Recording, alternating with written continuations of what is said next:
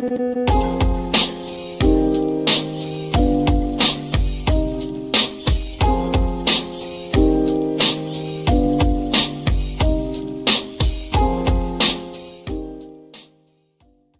is no unity with people who scream at children over their parents' politics. There is no unity with someone who lies about what Charlie Kirk said in order to excuse his murder. There is no unity with someone who harasses an innocent family the day after the father of that family lost a dear friend. There is no unity with the people who celebrate Charlie Kirk's assassination. And there is no unity with the people who fund these articles, who pay the salaries of these terrorist sympathizers, who argue that Charlie Kirk, a loving husband and father, deserved a shot to the neck because he spoke words with which they disagree. Did you know that the George Soros Open Society Foundation and the Ford Foundation, the groups who funded that disgusting article justifying Charlie's death, do you know they benefit from generous tax treatment? They are literally subsidized by you and me, the American taxpayer. And how do they reward us? By setting fire to the house built by the American family over 250 years. I am desperate for our country to be united in condemnation of the actions and the ideas that killed my friend. I want it so badly that I will tell you a difficult truth. We can only have it with people who acknowledge that political violence is unacceptable, and when we work to dismantle the institutions that promote violence and terrorism in our own country. Well said, I think. That was well said. Yeah, he was saying beforehand it was, leading from the both sides thing that's going around right now. It's like both sides, which you're going to hear. That's the typical routine. That was the end of his speech going into that. It was several minutes long. Well, I mean, you heard the same thing, with Hamas and killing everyone at that festival, Israel responding, and they equating both sides. The same mantra, Eric. Mm-hmm. Somebody retaliates, and then everybody's going like, all right, both sides have to calm down. I mean, here's Charlie. Yeah, it's part of their mantra. I mean, Charlie Kirk is an innocent victim of political assassination, but the rhetoric has to be turned down on both sides. Yeah, and it's a lot of people are pointing out the questions about he wasn't an elected official and everything, but to me, Charlie Kirk is closer to like Martin Luther King. I mean, it's a similar scenario. A person who was not elected, but he was led a movement quite literally. So I don't know if you saw this. I think it might be a good point to start on. It's the breakdown of the texts between, oh my God. Yeah, I did, but let's go anyway. Yeah, fascinating. Robinson and fascinating, and his roommate. So well, it's more than a roommate. I know. I'm just. Don't worry. You could pick it up even in the text. Yeah. The roommate. Oh, he said the roommate interviewed Robinson's roommate, a biological male who was involved in a romantic relationship with Robinson. The roommate told police that the roommate received messages from Robinson about the shooting, and he did provide those messages to police. On September 10th, 2025, the roommate received a text message from Robinson which said, "Drop what you're doing. Look under my keyboard." The roommate looked under the keyboard and found a note that stated, quote, "I had the opportunity to take out Charlie Kirk, and I'm going to take it." Police found a photograph of this note.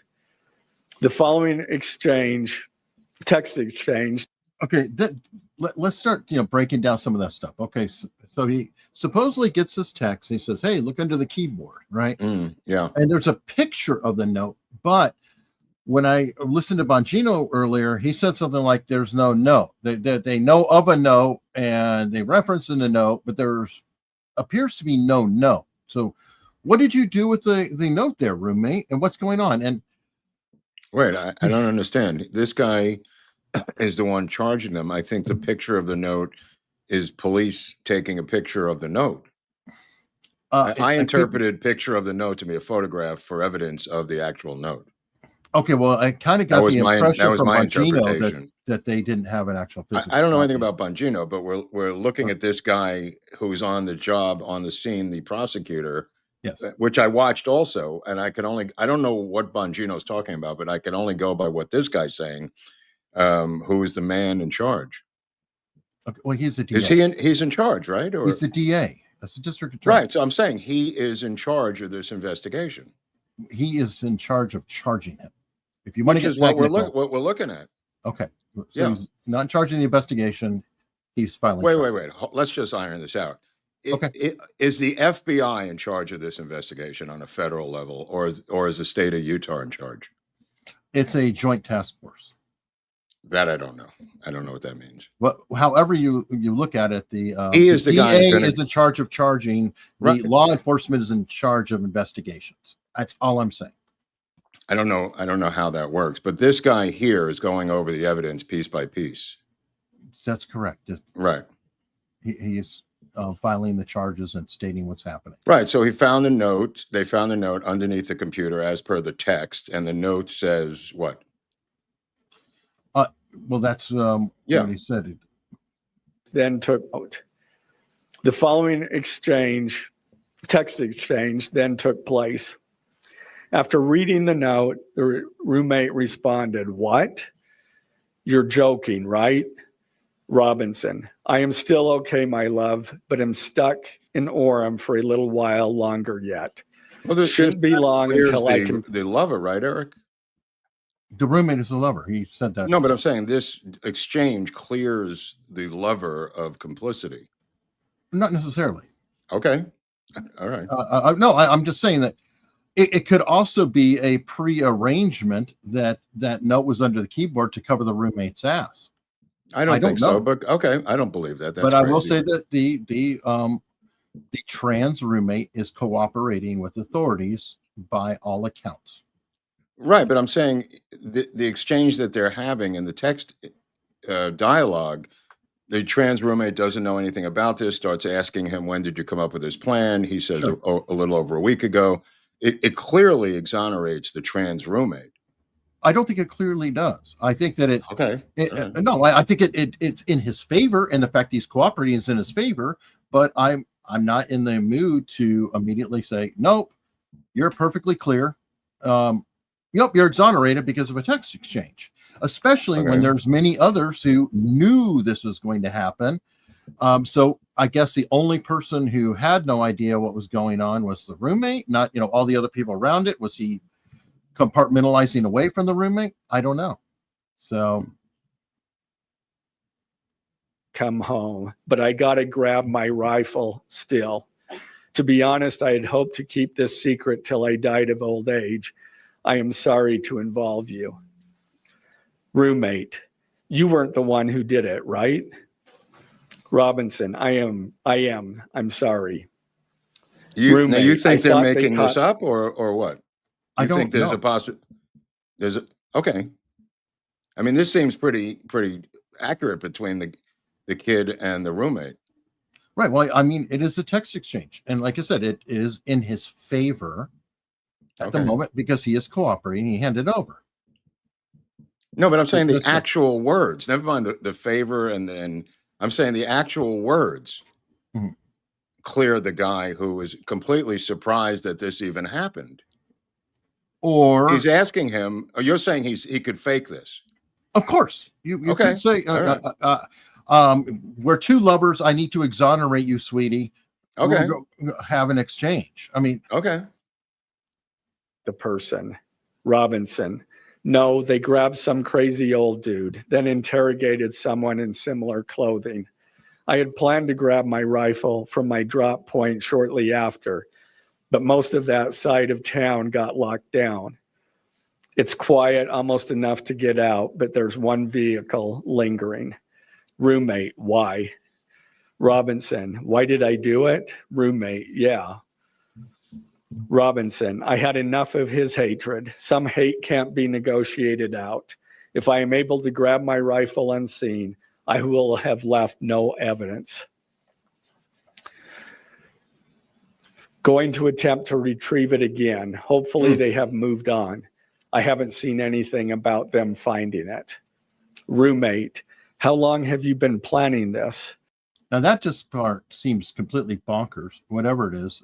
If he really was hovering around to try to retrieve the rifle that his grandfather gave the father.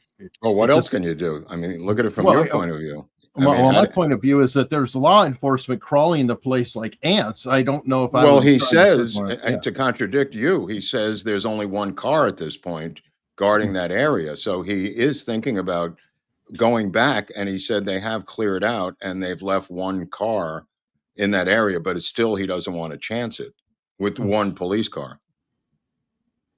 Yeah. Robinson, a bit over a week, I believe. I can get close to it, but there is a squad car parked right by it. That's what I was referring to. I think they already swept that spot, but I don't want to chance it. Robinson again, I'm wishing I had circled back and grabbed it as soon as I got to my vehicle. I'm worried what my old man would do if I didn't bring back Grandpa's rifle. IDEK if it's had a serial number, but it wouldn't trace to me. I worry about prints. I had to leave it in a bush where I changed outfits. Didn't have the ability or time to bring it with. I might have to abandon it and hope they don't find prints. How the F will I explain losing it to my old man?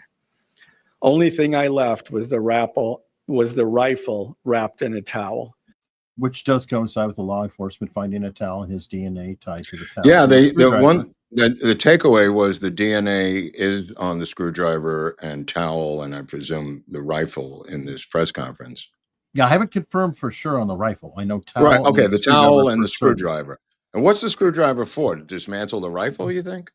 That's what people are questioning. Yeah. Whether it was for that or not, I don't know for certain.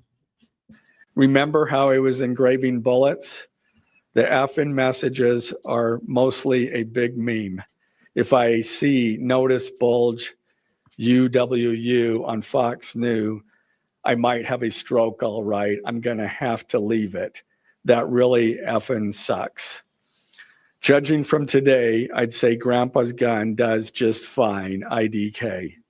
I think that was a $2K dollar scope. Wink, wink. Robinson.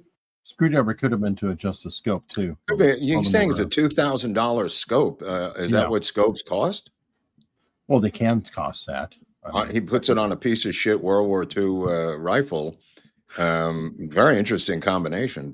I don't know if it's a piece of shit World War II rifle or if it's an older collectible rifle. Again, I don't know for sure. Some rifles, for example, my dad had a 357 that he gave me, and it turned out that was worth thousands of dollars. It was from the 1800s and in really good condition. So there's a huge collector's market. Old doesn't mean bad per se. Oh, no, I'm not saying that, but this wasn't a modern rifle is all I'm saying. This guy, the grandfather handed it to him as a gift, and he's concerned. And the grandfather apparently IDs the photo of his own rifle, which was part of the turning in process, and contacts his son, who then eventually the mother sees him in the photo, and the mother really IDs her own son. But the rifle gets ID'd by the grandfather who originated the rifle. That's when he's talking about the serial number. He says it might not be traceable back to me. No, it probably wouldn't. Inheritance, essentially. But another issue is knowing the distance of the shot, which is even less than Crook's. Quite often a scope would cause more problems than it would be of an assist in that kind of shot because it's blowing so close.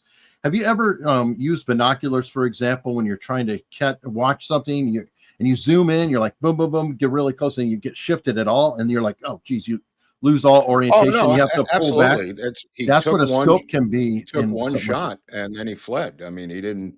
How many did Crooks get off? Many shots. This guy got off one shot and split.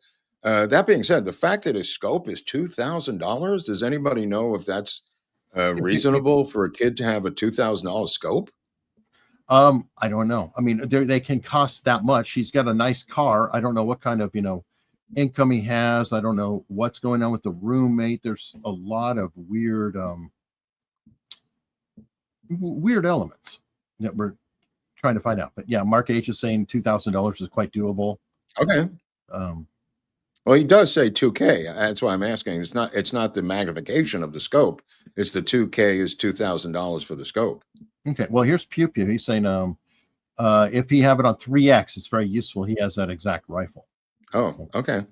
And Pew Pew, you can confirm in the chat though, that rifle, just because it's older, is it a good rifle or bad rifle? It may have value. I don't know.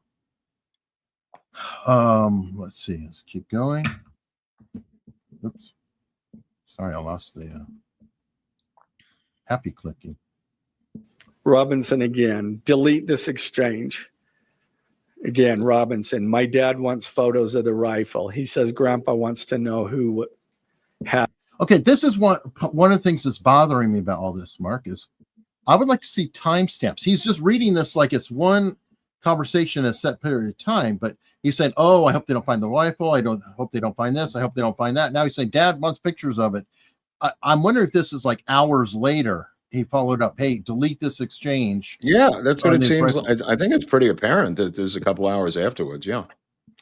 Well, I don't know. Like I said, I want to see the timestamps of the text as well. Well, what are you implying, that this was before? I mean, it's either before or after, Eric. I mean, what are you implying? Well, it's days after, or it seems like it's right after, because he's talking about the cops being present, the phone's ringing, it's his parents are calling him. Well, he hasn't gotten to that part, yes, but yeah. Yes. Yeah. Okay. People are saying timestamps were missing, so I don't know. Like I said, I would like to know the overall exchange. Don't know yet. There's something rehearsed about that, and it just bothers me a little bit about I just happen to leave an envelope under the keyboard. I don't know. Okay, you're saying it's perfectly normal, viable. I didn't say perfectly normal. I'm just believing the tone of the text. I don't know what perfectly normal means, but this sounds like the other person was not involved and did not know. It would have to be, I guess, a pre-rehearsed thing to get the other person off the hook. But more will be revealed in court, I guess. Yeah, more will be. And part of the thing now, too, is protecting a lot of other people. I believe it's Kash Patel said there's up to 20 people right now that they have in questioning. There's people in the Discord group and others. And there's a whole thing of people who are making statements of like, yeah, hey, things aren't going to be good for Charlie Kirk. You've got that book on Amazon. And I think this lends into the credibility that people knew something was going to happen the next day. And that's why I think they would on the book. It could also just be saying kill Trump, kill Trump, kill Trump, and then somebody takes a shot. It doesn't mean that all those people saying kill Trump are involved in a conspiracy. No, but there is a group in Utah that are activists, if you will. They are communicating. Some of them apparently were saying something big is going down. Multiple people. So this isn't quite the same. I agree with you on the kill, and then you just let the guard down, something happens. Yeah. It seems like here he was talking about it with somebody. And he apparently was not talking about it with the furry. Or he was protecting the furry. I think he was protecting his love, right? I mean, their romantic relationship. And meanwhile, the other people I were talking about have been taking it down. They've been, deleting accounts left and right, etc. So I want to see all of it to get some clarity, because a lot of them are coming forward saying, oh, I thought he was joking. Because you've got that whole factor with people who are going to argue, oh, I thought he was joking. Oh, I didn't know it was real. Or no, we were just talking trash, or what have you. So it should be interesting. I don't know about the roommates conversation, but I can literally see them saying, hey, if something goes down, I'm going to do this, and I'll just talk to you and play it out. I'm going to keep you safe if I get caught. And having a conversation doesn't have to be fully rehearsed or anything. You just know, hey, we're going to talk about it, whatever. So I don't know. Go ahead and tell me your theory. I don't know what your theory is. Bongino said they're going to round up about 20 people. He was on with Rob Schmidt last night, and he said, I had some breaking news that we're going to round up a bunch of people. If he doesn't do it, he's finished as a political official. What he said last night was so demonstrative. I mean, I hope he does. But if nothing comes from this, he's going to look like a complete schmuck, Bongino. Right. When I was listening, he literally said on breaking news last night that we're looking into what Eric was saying, and we're going to round up these people. There's quite a few of them. And he goes on and pontificates about the roundup. Let's see what happens. I mean, he put his neck out there so far last night that he's going to have to produce now. Well, I think Kash Patel also said that they're rounding up people, and they have names. So again, I don't know. And Kash Patel's had a rough time of it as well. Yeah, he got out over his skis. And apparently he admitted, I haven't found the quote where he said, I got out a little bit, but I appreciate that he did say it. Well, it helps him as a public figure. I mean, to say that, I mean. Yeah, but it's, in today's times, it's unusual for anybody to admit anything. Yeah. So I got to give a little credit. But yeah, here's Kash with your senator. No. I think the American people believe the truth, that I'm not in the weeds on the everyday movements of inmates. What I am doing is protecting this country, providing historic reform, and combating the weaponization of intelligence by the likes of you. And we have countlessly proven you to be a liar in Russiagate, in January 6th. You are the biggest fraud to ever sit in the United States Senate. You are a disgrace to this institution and an utter coward. I'm not surprised. I'm not surprised that you continue to lie from your perch and put on a show so you can go raise money for your charade. You are a political buffoon at best. Wow, go get him. Take it to the bank that the FBI is protecting this country and the state and citizens of California. We are bringing historic reform. Point of order. But all you care about is a child sex predator that was prosecuted by a prior administration, and the Obama Justice Department and the Biden Justice Department did squat. And what did President Trump do? Bring new charges courageously. And what have we done? Chairman, you said I'm the most transparent FBI director in history. 33,000 pages of information to you. I challenge you to say anything credibly to the truth. Go ahead and run to the cameras where you want to go now. Wow. So that was fun. They aren't getting along that well. Wow. They need a marriage counselor. Holy crap. Couples therapy. That was that was amazing. That was great. Somebody's got to indict this guy. I mean, they talked about the mortgage fraud thing. Just bring it on already. It's, you know what I mean? Like, what are you waiting for? Yeah. I'd like to see something happen with him. I'd like to see something happen with. What's up with Tish? What's up with Lisa Hill or whatever? What's up with? You got me. I mean, was it Hill or Cook? I can't even remember. The one on the Fed that also Lisa Cook, who has now come up with some phony document to prove that she's innocent of mortgage fraud and whatever else she was, tax evasion, whatever she's doing. It's almost like they're smearing them in public, but they're not following up, Eric.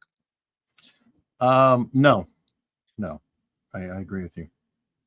I mean, what happened to the Tish James thing? That's what I just asked. Yeah, these things seem to disappear. Now, I do understand, okay, if they're going to bring charges, then it's got to go and da. And sometimes we forget about them, like Ruth, who's right. No, but I'm saying that's why people, and I don't mean to sound disingenuous, but that's why administrations leak stories. They leak stories not just for political purposes, but to keep stories alive. And this administration seems to not be willing or able to do that. And I don't mean leaking them to smear people. I mean leaking them to keep stories alive while you're doing what Eric is saying they're doing. That is an old tradition as well. Not to, destroy the jury process or anything else, but simply so you don't forget the story. And yet they don't seem to have the skill to do this. Probably because they have 20,000 things going on. I agree. But you got to do it. You can't let these stories die on the vine for 6 months and then come back and expect people to go, oh, yeah, now I remember that story. I mean, he does the best he can, Trump, by talking them alive. He keeps yakking to keep it going. But you need, coming out of the DOJ, coming out of the White House, coming out of different things, statements, anonymous sources. I mean, that's why they do it. Oh, I know that this administration is above that, Mark. You're just like them if you do that. Well, good luck finding the Tish James story. Yeah, well, it's I think you're right. The leaks are like a Chinese water torture as well, where you just keep dripping out. Just every time you turn around, it falls out. Yeah. I'm just saying there's more reasons for leaks than just leaking stuff for political damage. Leaks are designed for multiple purposes politically in a presidential administration. And this administration seems to have none of those going on, to their credit and discredit.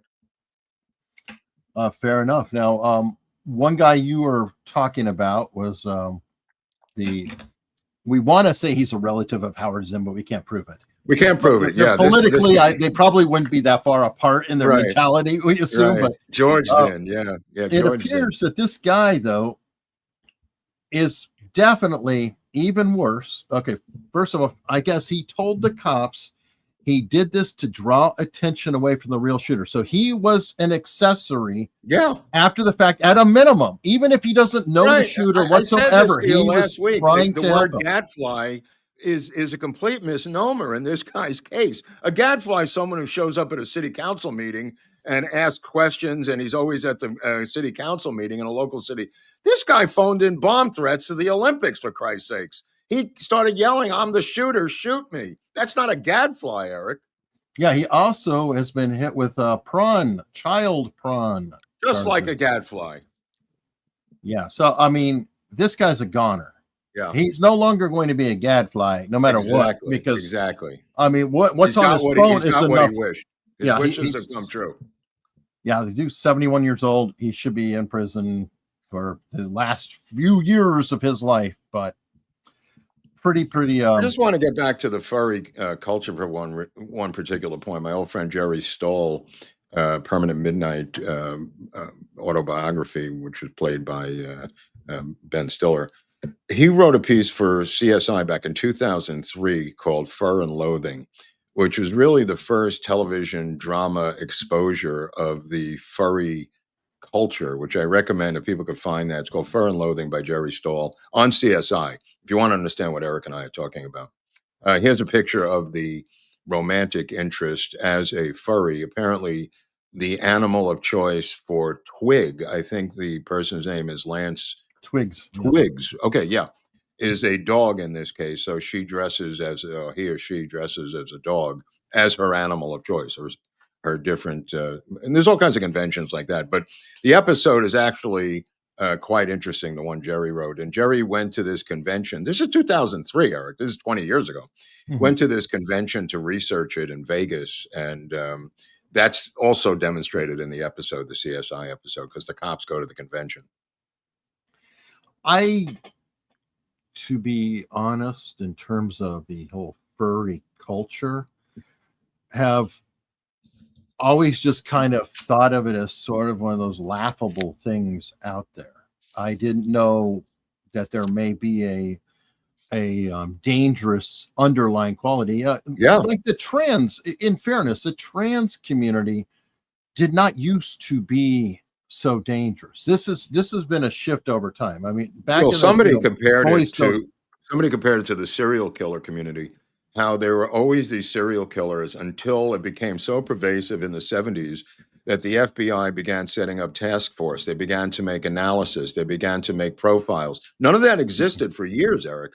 There were serial killers running around the United States for a number of years, but as it became more and more pervasive in the 70s, law enforcement began to take action in terms of modeling and task forces and things like that. And I think we're on the brink of that with the trans shooting community. They have gun clubs now.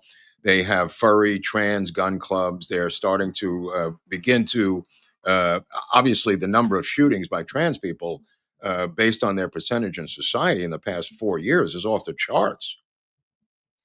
Well, and one of the issues I have too, though, is how many are actually trans? Like, trans was such a rare thing. I mean, yes, it's existed for a long time, of course, but the same way as homosexuality is a minority, a very strong minority. There are not that many people who are actually gay.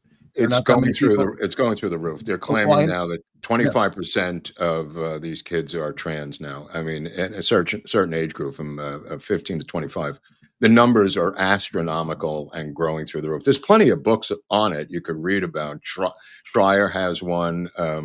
People have talked about the peer pressure online. That's a separate issue. I mean, we can have a conversation about the growth. Well, trans is the new goth or the new emo. And that's the issue I have. Is some of it is except it's a little bit more complicated than that, because you could take off your goth clothes and go to work. This thing takes time to do. It takes money to do. It changes you completely mentally also. I mean, there's a lot of medications involved. I mean, it is the ultimate, goth or emo movement then, you know what I mean? Well, you're talking about the ones who are actually getting into the hormones. There are also the whole quote non-binary who don't do anything. Okay, non-binary that's a is kind of a mood change, but they call themselves trans as well. That swells the numbers. So there are other. I would have to. We'd have to put up the numbers. I have a whole side conversation about the numbers, but the numbers are enormous. Most estimates are showing this incredibly large community that's growing leaps and bounds of the disaffected who are motivated to go into that. A lot of it, like on this Discord gaming channel, there's a lot of people who are disaffected going towards Discord and putting together these groups who are gamers. And with the gaming community, and I know it's not you, Bob, whoever Bob is, there's a lot of meth abuse. And I've had a lot of kids in rehab who are gamers who came in, from meth abuse. And I know it's not you, Bob, and I'm talking to the fictitious Bob who is going to defend all gamers at all costs. It's the same guy who defends all marijuana smokers. As just my own anecdotal experience dealing with gamers and meth, it's quite pervasive of the ones who are in rehab, very young. Well, I can't help but wonder, I mean, have you ever heard, Gadsat calls it the sneaky effer syndrome. And I kind of feel like the trans is more complex. One, you have really genuinely crazy people who are going into that. And I think it's because it's a way they can get ahead without having to compete in another ground. The same way as how many Hollywood kids are trans. I think the numbers you've pointed out are much higher on average than the rest of the country, right? It's instant fame. Yeah, it's instant fame without doing because the work. It draws attention away, which their parents already have, gives them a way to kind of compete in that circle. Yeah. So I'm just saying that there's more to it. I'm not trying to excuse it, but I think that there's a lot more to it. I don't know if you saw this stat. This is talking about the left, but it's a YouGov poll. Now, YouGov is not exactly a right-winging poll. That's a typical group that had Trump way behind the numbers, skewing. However, it looked good for the left or Democrats, YouGov generally will represent it. This, not so much. This is scary. Do you generally consider it to be acceptable or unacceptable for a person to be happy about the death of a political figure or public figure they oppose? And if you look at the numbers here, this is frightening. Yeah, that's their real feelings, Eric. Right. So you've got the Republicans, always unacceptable, 77%, usually unacceptable, 12%. So we're at 89%. Not sure if so pretty much it's unacceptable to Republicans, right? Then you have it could be unacceptable to people and then acceptable to this psycho minority. Well, I understand, but I'm just talking about that. This is using that poll and breaking it out by political party. Yeah. Okay. Yeah. Independents, it starts to slip down. Always unacceptable, only 53%, which is right. Wait a minute. Usually at least it's 20, so at least you're over 70, still saying, hey, it's unacceptable. But what? Democrats? Always unacceptable is only 38? They're out for blood. Whether people on the right are willing to accept it is up to them. They are going to use these dog whistles to keep going. They are not going to stop people until they're stopped by the end of a muzzle of a gun or incarceration. This situation where you're worried about free speech and you're worried about the internet and the First Amendment and everything else has got to be resolved because they're going to keep coming. They're not going to get spooked because people got upset that they were yelling about Charlie Kirk. It's not going to stop them. They are in their own bubble. And this system they've created of dog whistles trickling down to the disaffected who take action is a modern day gun for hire without the old school hiring a hitman. This is their new system. Whether they invented it or it just evolved is a matter of debate, but it's clearly working for them. What troubles me most, because you're seeing people lose their employment, you are seeing a backlash to their comments, but what again is shocking is the way they're celebrating and being so blatant about it tells you that they did feel completely comfortable that they could say whatever, that they felt that society and they're mostly right if you think about it, because they've been saying a lot of shit for a long time and they finally have pushed it just a little too far and now they're shocked. They're like, I can't believe it. What about look at that woman they picked up in DC 2 weeks ago for threatening to kill Trump repeatedly. They took her to court. The judge released her immediately. She began her threats again the second she was back online. So at what point do you have to deal with this in a more draconian manner? Because they are just going to there's laws on the books that Eric is talking about that are not being enforced, and you're going to have to enforce those laws, as uncomfortable as that may seem. I would say inciting a riot is a popular one, threatening somebody, conspiracy to commit violence. There's a whole plethora of charges that can be used, but they have to be used. You have to begin throwing the book at various people to make examples of them to stop this river of torrent of hate that keeps coming online nonstop with people celebrating. You've got to make their lives uncomfortable. And the way you make their lives uncomfortable is to charge them in court, in federal court. Let them lawyer up, let them get off the hook, let them find a liberal judge, but you have to keep charging them, or at least begin charging them. Well, some of the people are the judges. Yeah. Just to point it out. Yeah. Very coincidentally, also in the news at the same time, is to me the forebear of what just happened, or this is an echo of it. Luigi Mangione. Remember people celebrating him? And, they were celebrating today. At the time. They were celebrating today. I know, but I'm saying that I feel like that was the template of all these people. Taylor Lorenz. Oh, he's such a handsome. Oh, it's so wonderful. All these comments that were just horrid. Charlie Kirk's a continuation of that. Goes back to Richard Ramirez, the Night Stalker, Eric, as you're well aware. He had groupies in court, just like Mangione does, going back to the Night Stalker. But what? I mean, you're talking about like Hibristophiles, which I get that. Like Ted Bundy had all the girlfriends. So I'm talking about people celebrating it for the political statement. That's new. That's new. That's what I said. Mangione leads to Kirk. The celebration of death from people on the left in the counterculture goes all the way back to Richard Ramirez. In court with people with pentagrams on their hands, pentagrams on their heads. The Manson girls had the same thing following Charlie. With Mangione today, Curry, the judge, threw out the terrorism charges against Mangione, and he's supposed to be a tough judge. Unfortunately, his wife, I can't understand how this is going on. His wife is a big farmer consultant or a executive, and yet he didn't recuse himself. You would think that he would be out for blood with this Mangione, but the first thing he did to the cheers of the Mangione girls in court in New York today was to throw out all the terrorism charges. Nobody saw that coming. Yeah, I don't know what's going on with that, and it makes me go, okay, well, this may make it even more important that the feds are charging him, and they came in because of the crossing state lines and stalking. I still don't know if. I think the terrorism charges were the federal charges.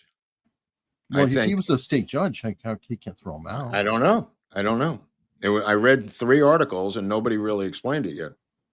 Okay, well, but those terrorism charges are gone. Was he a federal judge? I guess is my. No, he wasn't. New York State. He threw out the state charges for Bragg. There are state terrorism charges. So. Okay, are there federal terrorism charges that we don't know about? I don't know. From what I understand, the feds charged him for stalking and used stalking to get in to charge him for murder with the feds. But again, that can get. I don't know yet what's going to happen with the feds. I just know. Well, the point is, this kid Robinson may begin getting a cult following like Mangione's. Oh, I think he already has one. I think that they were already potentially. There were individuals who may have known it was going to happen. There are a lot of troubling signs, and I think that book is possibly one of those troubling signs where if let's say, let's just play this out as a thought experiment. I'm not saying it's definitive, everyone, but the day before, I know that somebody is planning to attack Charlie Kirk and maybe even said shoot him in the neck. Okay, because that is one thing that did happen in the book, is he was shot in the neck. But then I speculate, okay, so hey, ChatGPT, hey, GPT, whatever, I am writing a story. I want to write a novel on what will happen if this does. And so it lays it all out, like quotes that are similar to what Donald Trump said, but he didn't say, or J.D. Vance, all of it. Yeah. Yeah, it's very possible. I mean, the kid may have read that book. He may have. Or he may have written the book. I don't even know. It's obviously a pseudonym, most likely. It did get taken down, but I would be curious. Well, speaking about taken down, it took us, I want to say, 13 years to see this Brita film on Good Night America with Geraldo and Robert Grodin and Dick Gregory. 1975. So 12 years it took for the American people to see that. And it had an incredible impression on them. And one of the reasons that Life magazine, if just to be fair to Life magazine, said it, put it in the vault, was they said it was so violent that they were shielding it from the American people. Okay. Whether you believe that or not, there probably are both reasons could be true at the same time. Sure. One, it could be both. Yeah. They took selected clips and printed them, cells, and printed in Life magazine. A couple of them they flip-flopped. They denied they did it on purpose. They were caught. It was rectified. However, the damage of not seeing the film for 12 years altered the political landscape. The first person to say yesterday to take down the Charlie Kirk assassination footage was the woman in charge of the JFK assassination research, Congresswoman Luna. I know. I complained about it on Friday. I find this to be really bizarre that this woman is leading the charge to remove the footage of. Now, is it horrifying? Absolutely. Oh, I just find it ironic and bizarre that the woman leading the charge to take it down is the same person in charge of the JFK assassination. Call me crazy. And she succeeded on TikTok already. Yeah. So yeah, I was mentioning about that on Friday. This is her goal, is to, after what we've been through with the Zapruder film, for her to be the leader of this is highly suspect, highly discrediting of her. And I'm no fan of hers from day one, and people this channel know. But this just adds more fuel to the fire of discrediting her. Yes. I mean, if it came from his wife, from Charlie's wife, okay, I get it. Came from somebody else, I get it. But Congresswoman Luna, really, lady? Yeah. This is the hill you want to die on after 13 years of no Zapruder film? It is the ultimate in irony. Yes. Yeah. And others were supporting her, and I'm just going. And again, I don't recommend anybody watch the footage. I didn't. It's absolutely horrible, but I don't buried. It is, there's information there Yeah. that is relevant. But, two researchers and amateur researchers alike. Do you know how much progress we could have made in the JFK assassination if that footage was available in 1963 to the American public? I mean, 13 wasted years of scuttlebutt and phony Warren Commission hearings and phony magic bullets and all that other bubamaises. And here's Congresswoman Luna demanding that the footage be taken down so nobody could see it. How many people died between the release of it and the who could have been potential witnesses or supplied other information that would either reinforce or contradict the Zapruder film? But I mean, what's her motivation? Why is she motivated to do this one thing? It feels like to me a way to draw headlines. Like she inserted herself, I feel like, into the JFK thing. Nobody asked her, and she said, well, "I'm demanding." No, it's not even her committee. It's like Comer. I thought it's Comer's committee. I never. But she just kind of I'm here, and I don't know. It has kind of felt to me like it didn't feel always organic. Trying to get headlines. I mean, she's claiming she's going to get the files from Moscow, and I said, I told Larry to just call me when that happens because I don't believe it's going to happen. Yeah, no, I agree. But there's people in the JFK community who are lauding her, and I'm going, lauding her for what? What happened? What did I miss? Somebody's finally listening to them, and they have a government title. Right. That's my opinion. I don't know. You're probably right. I mean, what have we learned? I mean, nothing's come out of this thing. She had one hearing. People said different things. She did have two. She had two, and what happened? Nothing happened. Well, Jefferson Morley's gotten a higher profile. Right. Okay. God bless I'm waiting for Schellenberger to show up the next one. Dude, it must be killing him that other experts are taking his oxygen. He showed up at the UFO one, and he said, "I don't know anything about UFOs." Yeah. No, I agree. Okay. Well, obviously there are people who are celebrating, and I don't know if you saw this about the nurse.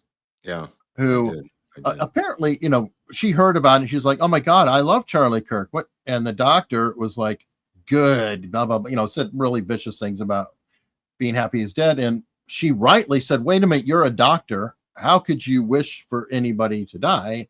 Well, he's Dr. Young of New Jersey. Dr. Young of New Jersey, Matthew Young of Inglewood, said this in front of the nurses, and she felt. And a patient, yes, unprovoked, and she spoke up, and she was forced out of her job for speaking up, saying this is outrageous, and they immediately forced her out. She's now come back, and the doctor has been removed. So there is some karmic justice here, Eric. Well, and that again, though, this is the part where I'm like, I'm taking, I'm not pleased because this is also dark, but I'm glad to see that things are turning. There are some consequences, going about. Harmie Dillon said yesterday, she was on with Rob Schmidt, Harmie, and she said, you can't have medical people who are in life-saving areas of expertise calling for the murder of lives. She said it's just not sustainable as a culture or as a profession. And she also said the same thing about airline pilots who apparently are doing the same thing, Eric. If you're in the business of, New Mexico, a drug counselor, dude. Yeah. You're going to help people get clean while you're talking about killing? So how about surgeons, though? How about guys who are major surgeons at hospitals, life-saving jobs? The medical profession is apparently leading the way on all of these things. I think it goes back to COVID and some godlike complex they developed from COVID, Eric, from the COVID era, because the amount of blood-curdling threats and statements coming from the medical profession is bizarre. Bizarre. They're a factor of the universities, just like everything else. Right. But you're talking about promoting death in a culture involved specifically with life-saving events. That's a little weird. Well, yeah. Or it doesn't matter. I'm just saying that that's just a continuation, because you also have here a teacher showing the video to 10 and 11-year-olds. Now, I disagree with Luna, but I don't think that children need to be seeing this video over and over again, apparently, and then telling the students that essentially suggesting that he deserved to be killed, and giving a speech about anti-fascism and transgender issues. This is in Toronto. The first thing they did was make up quotes that he didn't say, and then say that because he said these things, he deserved to die. That is this Marxist trope that they've been using regarding not just Kirk. They've used it before, but most recently have done it with the Charlie Kirk incident. Yeah, well, who was it that had the quote? It was J.D. Vance, or somebody said it recently, and I'm sure it's not an original one, but it was, they have to make you a Nazi so they can kill you. Absolutely. You know, there was a preacher, a minister in Northern Virginia, again, Northern Virginia, where you explained many times what's going on up there, preaching from the pulpit on Sunday, denouncing and supporting the removal of Charlie Kirk because he was a fill in the blank, and he names all of these things. Completely untrue things, that he was a racist and everything else, and then justifying the situation for made up quotes. I'm afraid that it's not Northern Virginia. I think you're talking about the imam. No. That was a separate. Separate. There were two different things. One was a minister preaching on a Sunday, and then there was the imam. Two separate things. Oh, okay. Yeah. Okay. Yeah, I know about that imam, and you kind of expect it from them, but not from a Episcopal minister. Oh yeah, there's a lot of ministers, and by the way, I am so confused by that, because Charlie Kirk wore Christianity on his sleeve. I mean, he was a major Christian. It was, his entire focus. He actually put it higher than politics. He put it higher than Trump. Christianity, I would say, was his number one thing. And to have ministers sitting there saying, "Oh, he's not godly, he's not that," it's like, what are you talking about? And then where do you see what happens with Candace Owens now with the Bill Ackman story, Eric? I already know. Claiming that the intervention. What's that? She's saying is an intervention, and that Charlie was harassed and attacked by Bill Ackman and Netanyahu and the Hamptons. He's going to sue her into oblivion. I mean, this is the most outrageous thing against a man who's got deep pockets that may turn against her, besides the nation of France. Mm-hmm. This may be the one that puts her into oblivion. Yeah. Well, and by the way, though, it's looking like Dave Smith is back on board with her, though. And it is. I saw a tweet, and it's like, Candace Owens released the most important episode last night. And I'm like, Comic Dave Smith. There you go. There you go. Comic Dave Smith. Oh, no. What was it? Speaking of Comic Dave Smith, that's going to make me think of another quote I just heard that I was stunned by. It was a really great quote. I don't know if it's his originally, but Douglas Murray shared it at one point, and it is, there are times in history where an event fires up a flare that illuminates where everyone stands. That's a good one. That's very nice. And he wrote it actually talking about October 7th, but it also could talk about Charlie Kirk. Yeah, it could very well be. Only time will tell. Because Nick Fuentes says that he is now in charge of Turning Point USA. That was in August. Is Nick Fuentes in charge of Turning Point USA?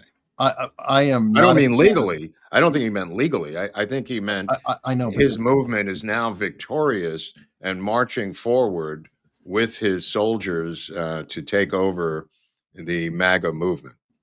Problem is, Mark, that clip was in August, long before this happened. We're only this is September. No, I know, but people are saying it's now that Charlie Kirk is killed. Nick Fuentes is saying that he said that before, like when they were just back and forth. Oh no, I wasn't claiming it before or after the assassination. I'm claiming the growth and strength of Nick Fuentes in general. He's growing. Yeah, I don't care about this, whether it's September or August that he said it. He's making claims that are either true or untrue regarding his own numbers and strength in the MAGA movement. Which is fair. I just wanted to point it out because people were using it, and I wanted to be clear on that. No, I'm just being emphatic about Nick Fuentes, who used to be on the fringe, is now mainstream in a lot of corners. Yeah. I mean, the only comforting thing is that he and Candace Owens hate each other's guts. So it's nice that there's some infighting amongst. Well, they said that with Stalin and Hitler, but they signed a pact for a while. For a minute, yeah. a pact of convenience. But... Yeah, well, there may be a pact of convenience between these two knuckleheads. You know, the Jew hatred thing brings a lot of strange bedfellows together. Oh yeah, that's the universe. This woman who was won the Emmy, who lost $20,000 for the Boys and Girls Club for America on the Emmy Awards the other night, said she'd pay for the difference in the time she overran, yelling "Free Palestine" and whatever other slogans she had. She won an Emmy for a show called Hacks, and she's a bisexual Jew who doesn't realize that she would be torn to pieces if she visited the Gaza within a minute. She has an interesting name, Hannah Einstraten-Gruppen, or Hannah something or other. Oddly enough, the Emmy Award went to her and Smart, who is the elder actress, who is a lesbian, from this show Hacks on HBO. But Hannah's mother is an interesting character. Hannah's mother is, if I remember correctly, Lorraine Newman, one of the original Not Ready for Primetime players from Saturday Night Live. I don't even remember her, though. You don't remember Lorraine Newman? No, I'm sorry. No. Oh no, a huge star at the beginning, huge star in SNL. I mean, I remember Gilda Radner, but I don't remember. It was her and Lorraine Newman, and she was a huge star. But anyway, this is her offspring, and she made headlines at the Emmy. She was wearing the bloody red pin, and then Javier Bardem was wearing the bloody red pin. The bloody hand was one of the hands of one of the Hamas killers who put his hands up in a window covered with blood, having eliminated 2 Israeli women. They were wearing that red pin, and Javier Bardem, who is not an American citizen, who's a citizen of Spain, is apparently allowed to come into Hollywood in the belly of the beast and make these outrageous political statements right under the nose of Marco Rubio, right in the backyard of Stephen Miller. I just found it to be incredibly atrocious that he is allowed to get a visa to come in here with his kaffifa on and his bloody pins and denounce the United States, denounce the Jews, and denounce everyone, and just say, hey, I'm from Spain, go fuck yourselves. A country that brought us the Inquisition, one of the most original Holocausts in Jewish history, from the nation of Spain that he is so proud of. You know, the head of Spain said if they had nuclear weapons, they would end the Gaza conflict with Israel quickly. Lovely. Does Spain have nuclear weapons through NATO, Eric? I don't know. Yeah. I don't know if they do or they don't. And if they do, they probably are not going to admit it. I'm just wondering, well, where's Pedro Pascal? He's got to be upset. Somebody's stealing his thunder for saying he was there, shit. but he was low key. This one, he's no, I'm confused. No, he's got to say something. I don't know. Javier Bardem is one of the most beautiful things I've ever read was a statement by Paramount Pictures Monday morning denouncing the 1,300 actors and filmmakers who signed the non-cooperation artistically with Jews and Israel. Paramount Pictures put out a statement denouncing these people. They may not work again for Paramount Pictures based on that statement. It was strong, it was heavy, and it was direct. Paramount Pictures is not supporting this boycott by these filmmakers and actors and actresses of the Jews and Israel. Paramount Pictures says they will work creatively with whoever they want to work with. I was really, really proud of Paramount for putting this out. Holy crap. But you see, that's the signs that I think are good. You're actually starting to see, of course, consequences, because why did they take that stand? Because it's so damned easy. It's like if they were really going to take a stand, remember that one who went to the Grammys or Oscars? I don't remember which. And she was wearing the long dress that had Trump across the bottom or whatever, or MAGA. That's brave. Okay. Yeah. You wear that shit in Hollywood. That is brave. If you know, go drive a coexist bumper sticker of Saudi Arabia, please. Yeah. Go do it in Iran, please. Go ahead and do that. But these people, when they're sitting there mouthing off, it's like Marlon Brando and the fake Indian. You know, it's just like, and at least he suffered some consequences at the time, but it's gotten so bad that they're just like, oh yeah, more clapture. You know, as Norm Macdonald called it, it's not laughter, it's clapture. Hannah Einbinder, a name that will live forever in Emmy history. Somebody, and I don't even know how this happened, somebody guaranteed $100,000 to the Boys and Girls Club if the recipients of the awards did not go over their allotted time. And it worked. He said, it'll work in reverse. I will subtract money from my donation. And on the screen, Eric, was a meter showing the numbers going down below 100,000 for her because she kept going over the time, and it went down to like 84,000 in reverse, in a clock going backwards from the 100,000 on the screen. So they all agreed to do this for the Boys and Girls Club, and she talked over it, costing them $20,000 in the donation. The Free Palestine chick, the daughter of Lorraine Newman. Narcissism is strong with that one. And so is nepotism. Well, you need to get your friend Drew to write the sequel to his Narcissism. I mean, speaking of Hollywood, before we go any further, Robert Redford gone today.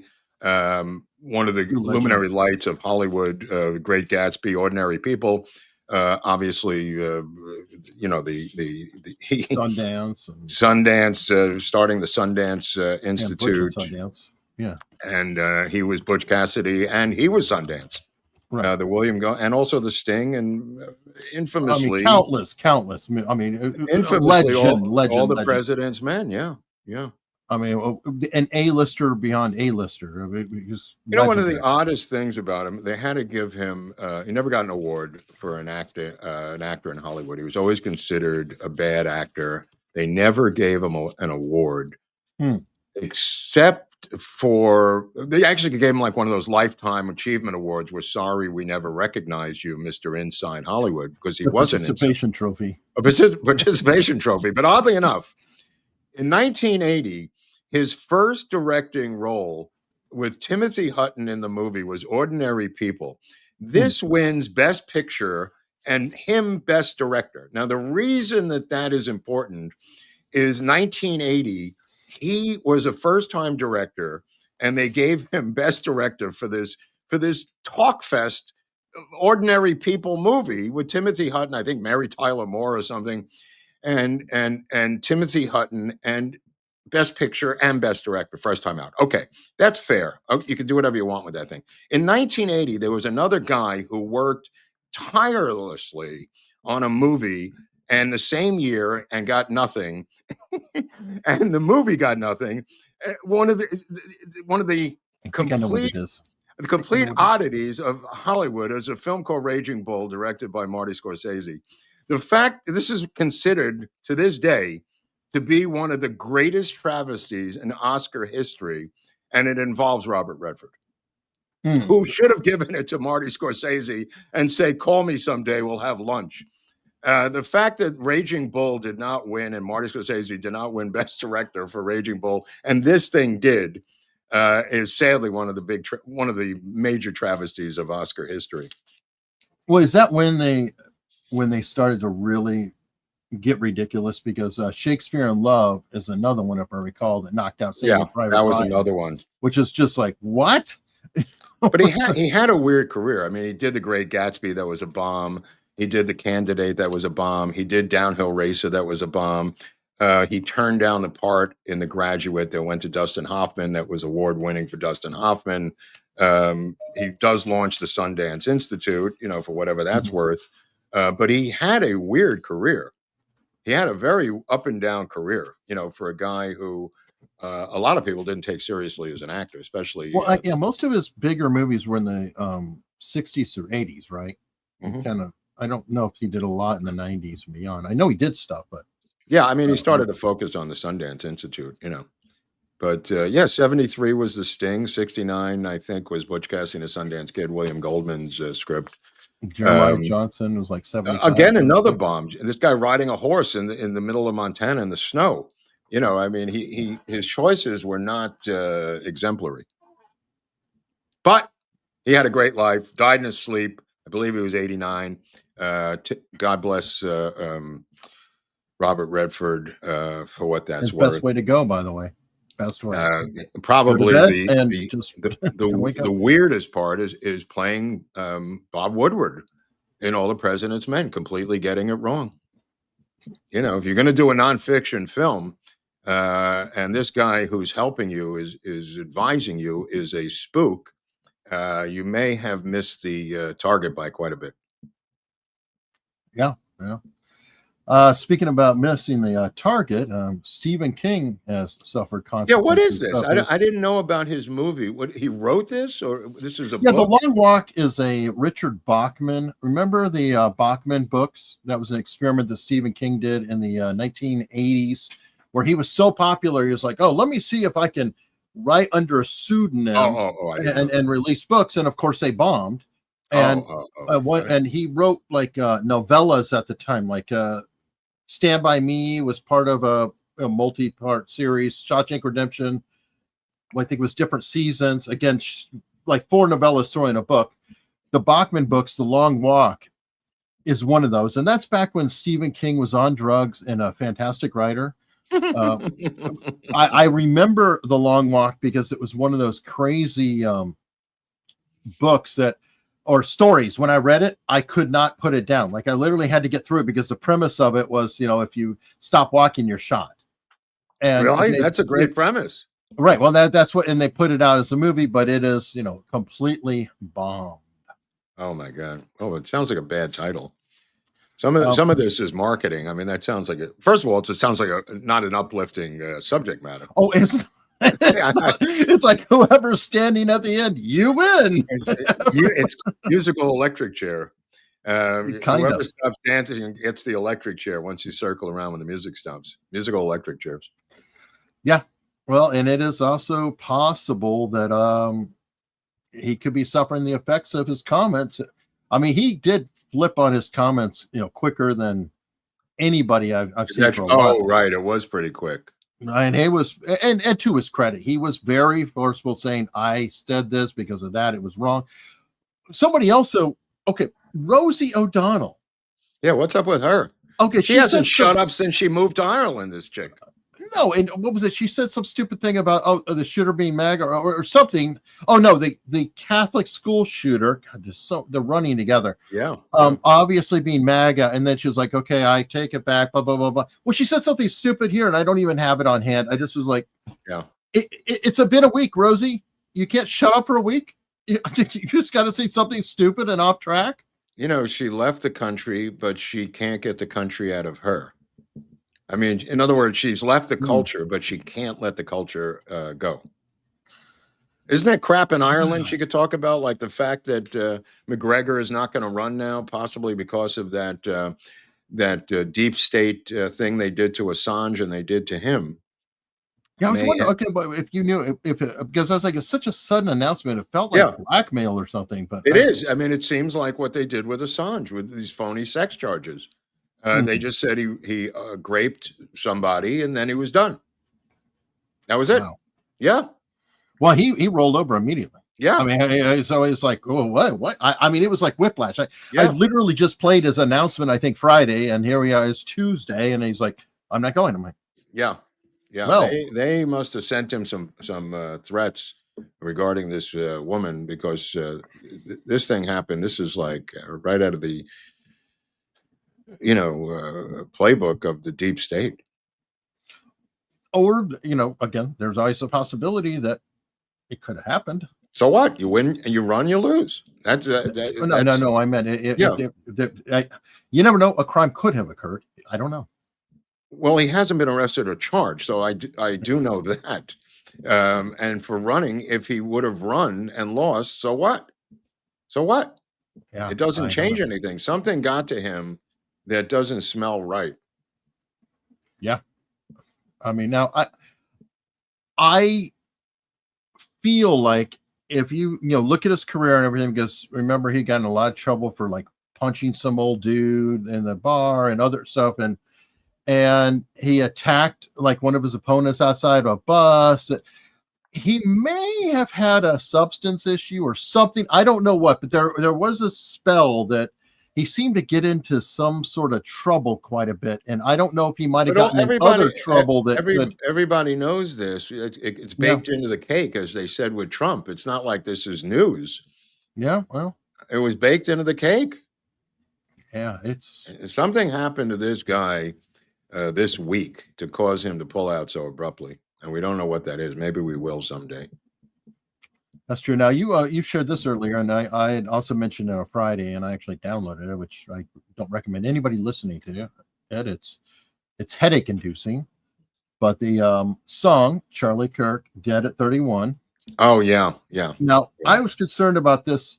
This is from September 11th, so it's all the way back. A lot of people were going around saying that Sky Valdez was the shooter, and a couple other names are coming about. And I was getting a little worried because I was like, I hope nobody gets hurt, because they're just throwing names out there. A lot of 4chan investigations or whatever you want. Yeah. But again, you've got that song that was far enough out that just seems. Well, do you think that they're going to declare Antifa a terrorist organization, Eric? I don't know. They were asking that of Harmy Dillon, and she said that it's more complicated than you think. Trump it's not an organization. I guess that's the problem. She said that wasn't the problem. She said it has to go through Congress, and he tried to do it in his first term, couldn't get it done, and moved on. It's not like he can simply declare the Boy Scouts to be something. It takes more to it than just a declaration by a president. Okay, well, if you according to her, I don't know. Oh, okay, but if you can't get it through a Congress that is Republicans controlling the House, Republicans controlling the Senate, a tie-breaking vote with the vice president, if you can't push that through, then Antifa, well, I'm questioning some things. I truly am. She said they're going for it, but the guy asked her what happened during his first term, and he couldn't get it through. Yeah, I don't know. That seems odd, and I haven't seen that before. It seems like the FBI has declared. Yeah, that's what I thought. Didn't they declare Proud Boys or something at one point, or things like that? I don't remember a congressional bill for it. Neither do I. I do not understand that. I'd have to see more. It was confusing. Okay, well, people comment below or in the chat or whatever if you know more, but it doesn't sound right to me. This was new to me. Yeah, it didn't sound right. Because but she's on the case. I mean, Harmy Dillon is busy. Oh, she absolutely is, and she seems to be doing one of the great job. picks of all time. Yeah, helping to make up for Bondi's lack of whatever. So, okay, you've got, I think you shared this with me. Trump is suing the New York Times. Yeah, this is a good one. This is under the radar. I found this. I didn't know about this. For defamation over the years. In other words, it's not just one incident. It's time after time after time defaming him in public, as a public figure, as a private citizen. $15 billion. This is going to go forward, my friends. And there will be discovery here, and there will be a settlement. My prediction. This is just my personal prediction, not that I have any inside information here. That has a lot of potential, especially because over the years. Yes. If you're saying, if he's saying over 10 years, now you can do discovery on 100% of the email accounts in the New York Times, because it's possible that there wasn't some sort of exchange between reporters or the press. Oh, there's going to be. You're absolutely correct, my friend. This is going to be a gift that keeps on giving, like the CBS news situation. This is has to be taken seriously. Let me put it that way. That is because they defamed him as a private citizen as well as a public figure. It's a pattern that he can show going back 20 years. Mm-hmm. So, well, I was just thinking he doesn't even have to win. He's just of a course Discovery. not. Just dribble out Discovery until the end of time. Dude, once the Discovery phase happens, that's when the negotiations start for the settlement. And as we've seen, the settlements are not about money. They're about political agendas, and that's what drove CBS 60 Minutes insane, causing the resignation of the head producer of 60 Minutes and others. It was, and also in reverse, that's what the Dominion suit was about, to get rid of Tucker on Fox. Okay. By the way, Murdoch has somehow broken through that thing we were talking about. What thing? Remember, his sons took the liberal kids took Murdoch to court and tried to. He fought back to break this irrevocable trust, and he was successful this past week in Nevada, installing his son and stripping the other son and daughter of any political involvement in Fox News. Nice. And it's rare. It's very, like this is a story Eric and I did about a month ago. Yeah. But Murdoch the old man was victorious in breaking his own trust and stripping away his two liberal kids from being involved in News Corp. Wow. He must have had some very talented people involved. Or I kind of wonder something like that. Like, if you're going to put together something and you kind of have children, you're not really sure about them, could he have been smart enough to leave like a poison pill or something in there that you could I don't know, kind of activate it? Also, kids change over time. I mean, they might have all been conservative growing up. True. And the one of them wanted to party with supermodels, and he went the liberal route, and that's recently. Well, you mean like Tyler, who grew up with a conservative family, and they said it was just over the past year. A year, Eric. A year is what the family said. That's all it takes, folks. Send your kids to one of these colleges, and they come back Che Guevara. I mean, there was no hint of instability in his life. I mean, there was no mental illness records. There was no dropping out of society in his Mormon life until a year ago. Yeah, he was probably closeted, I have a feeling. But other than that, well, I'm just judging by his relationship. And then if he had that hidden and then got in the environment, they can exploit it, or people around him. But look at gaming and look at meth. I think those are going to be two factors that people haven't discussed yet. Well, gaming, meth, can we throw in SSRIs? Because they always do, but there's never any way to measure it. See, I can't measure the damage of SSRIs, and nobody can. But once we can measure the damage from crystal meth. And we've seen beheadings, we've seen killings, we've seen all kinds of damage that's clearly related to it. We don't know medically the damage, other than there is a suicidal element to it. And he did mention trying to self-delete to his parents. Right. Well, and if you look at the pictures after the event. Well, if you look at the pictures of him too, he's got the weighted, thing on, which is an anti-self-deletion. Oh yeah, no, but I'm saying in this press conference that DA discussed his call with his parents, them convincing him to turn himself in to them, and then going to the authorities, other than self-deleting, which is what he said to them he was going to do.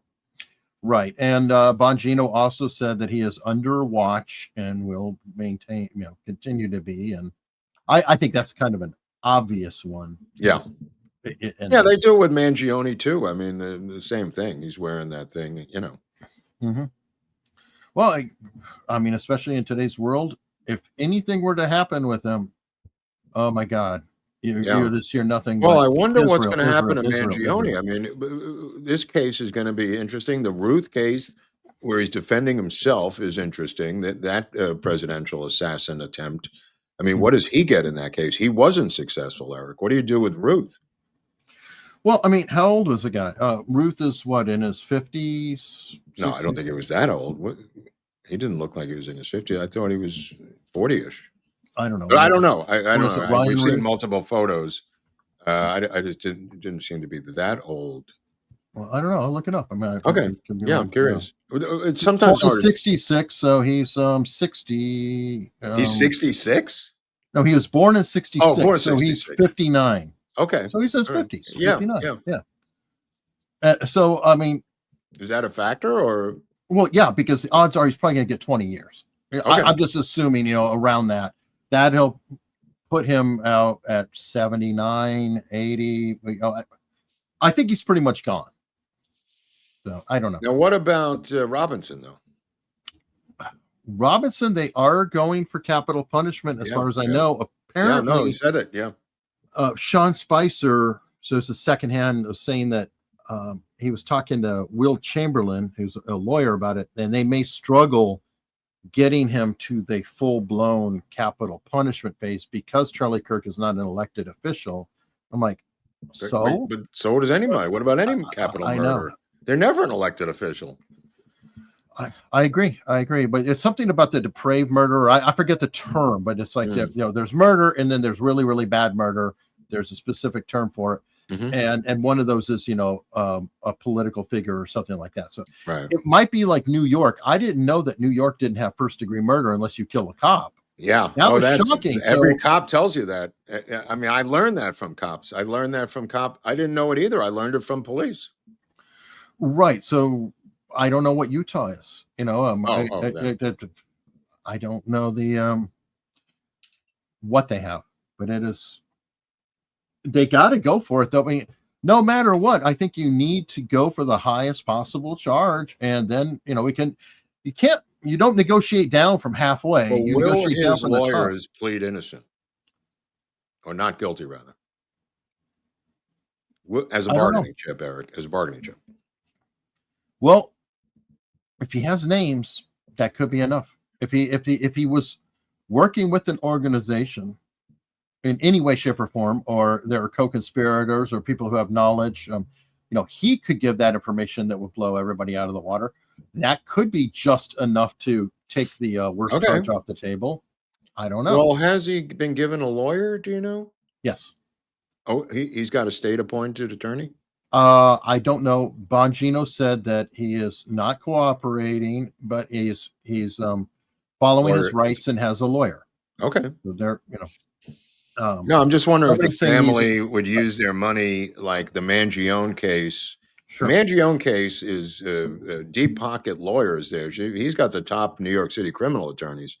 I don't know the reason I mentioned it, because I don't know what's happening in Utah. The family has money or means, apparently, not the means that the Mangione estate has, but nevertheless enough to pay for their own attorneys. This is true. From what the chat is saying, he has a court-appointed lawyer, but that could change. Yeah.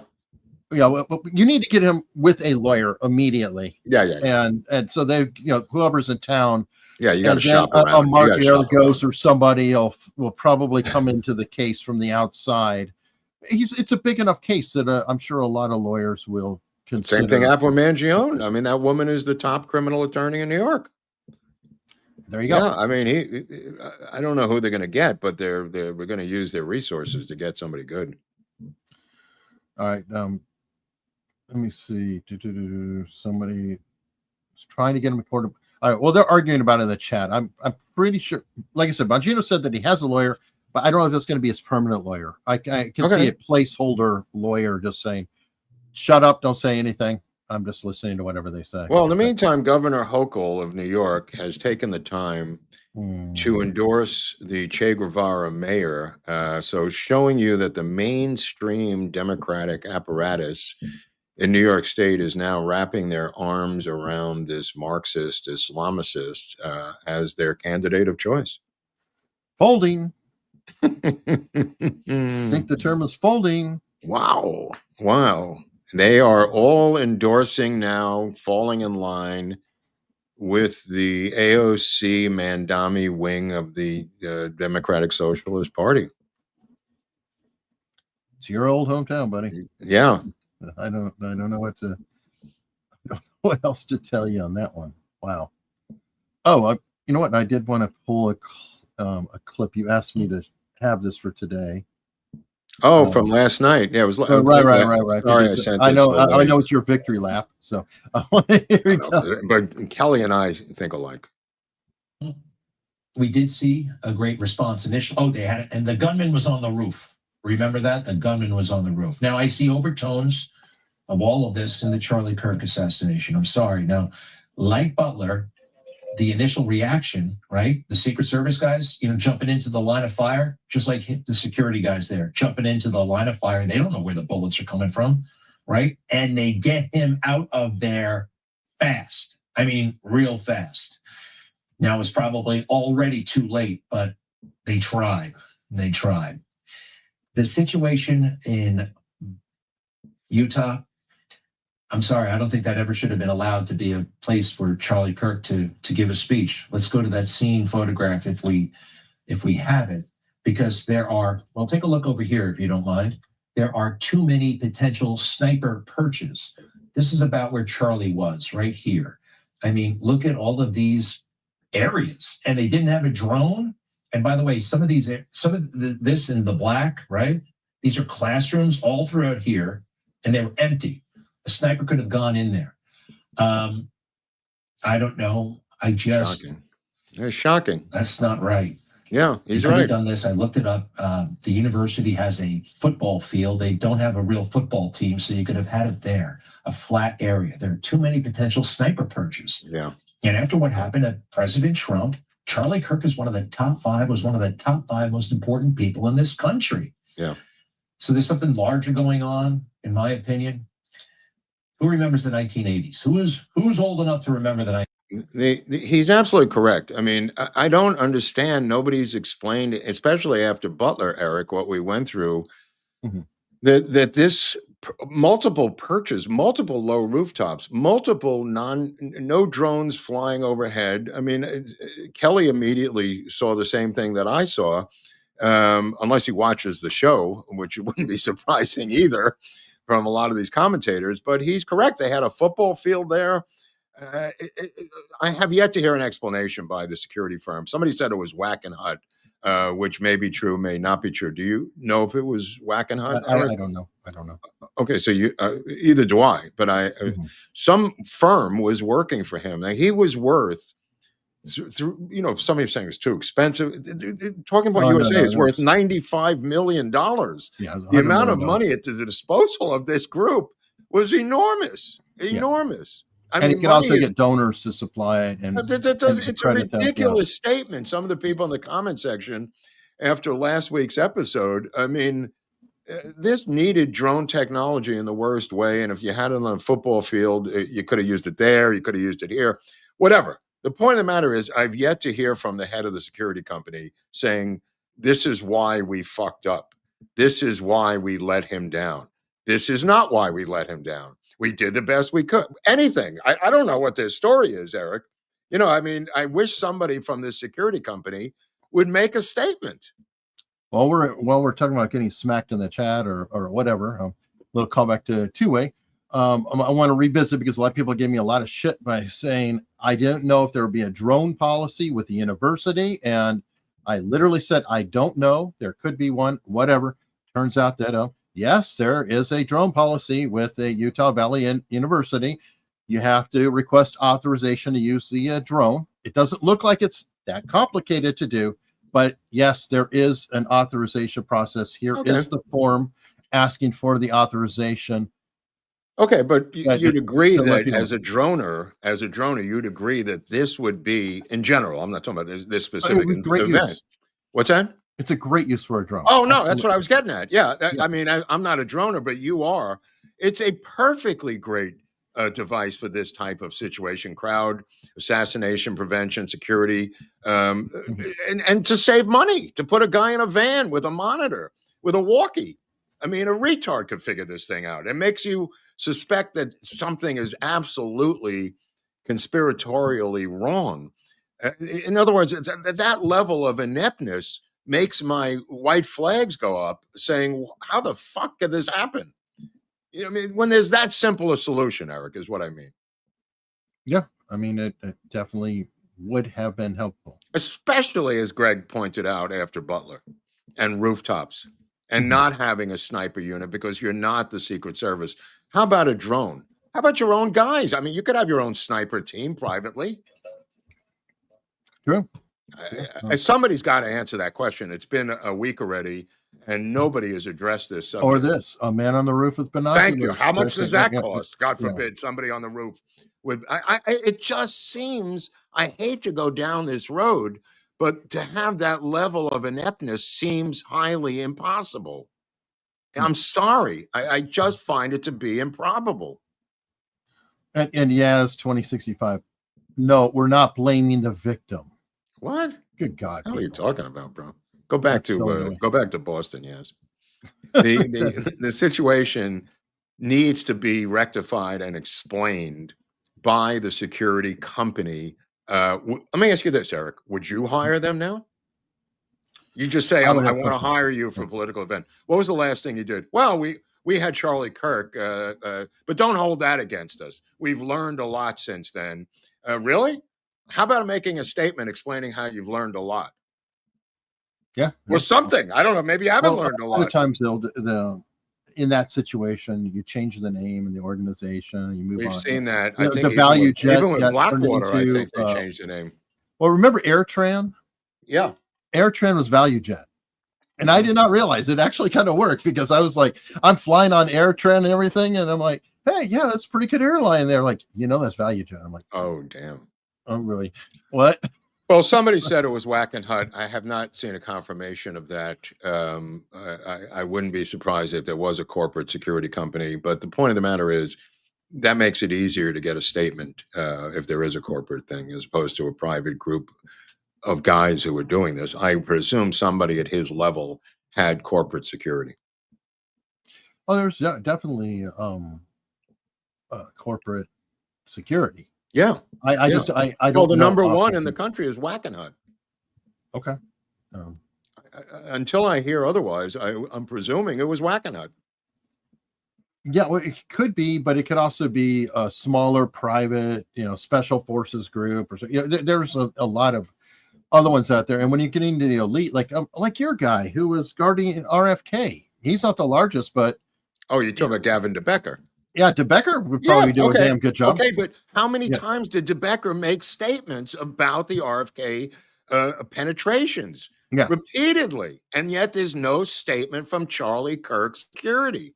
DeBecker is a perfect example. One of the top firms guarding Hollywood superstars in California, mostly based in SoCal, Gavin DeBecker, and he's written books about it and blah, blah, blah.